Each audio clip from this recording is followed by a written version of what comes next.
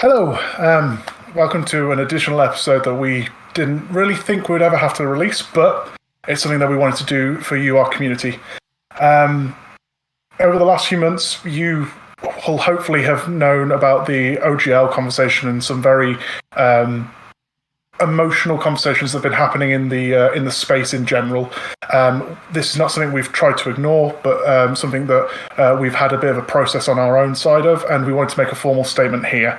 So, if you'll excuse me reading from a teleprompter for the next few moments, this is our formal statement that we wanted to make. Now we've been able to wrap up everything, and official wording has been received from Wizards of the Coast, we'd like to talk to you about the future of 16 Candlekeeps. In November time, Liam and I started to work on a concept of a general reset of the world for our future stories, and to step away from book campaigns and book bad guys. This was to allow for our older characters to be used again, for us to start using the voice we had now realised, and to give you, our listeners and viewers, unique content.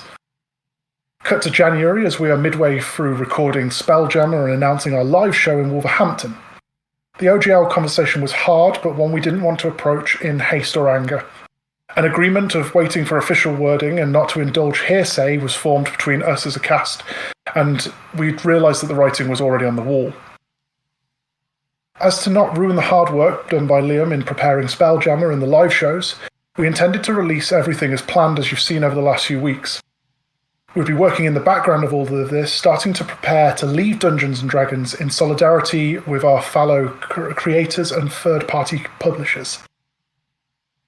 Now, at the end of Spelljammer, we have come to that ending. This will most probably not affect Wizards in the way their tactless treatment of our community has affected us all. However, to ignore the situation and to continue without acknowledging it would be very unlike us as people, or as a podcast we've worked so tirelessly to create.